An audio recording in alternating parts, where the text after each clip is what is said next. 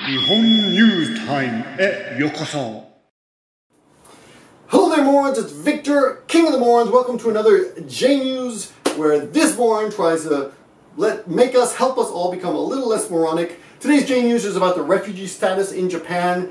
Well, they're considering changing it. As you may know, if you are alive in the world, especially in Europe, right now, thousands and thousands and thousands of refugees are looking for new homes or trying to resettle all around the world.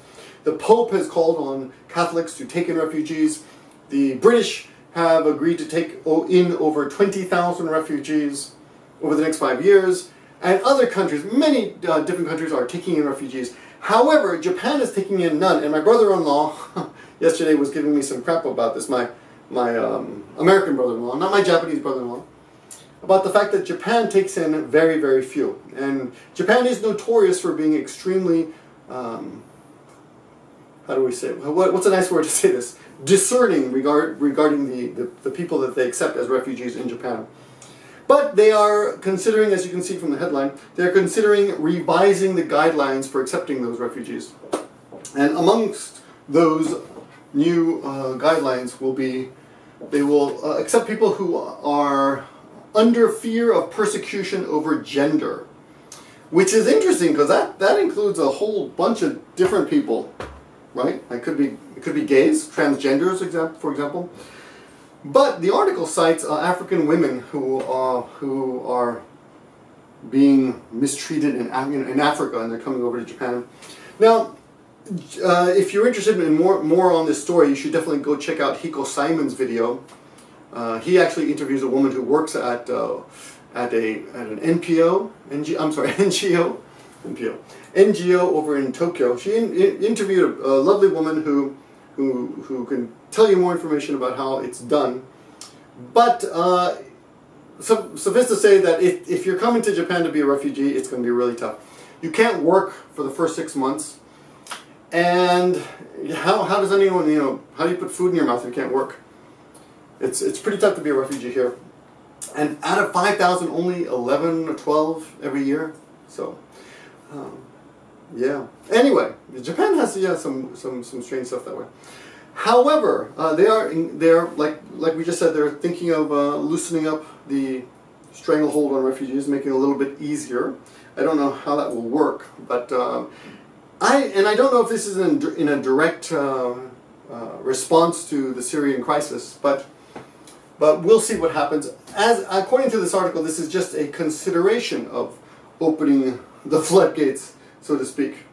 Now, one of the problems that, or one of the arguments against refugees is that some foreigners have been applying for status under such reasons as being in debt. And that might include you.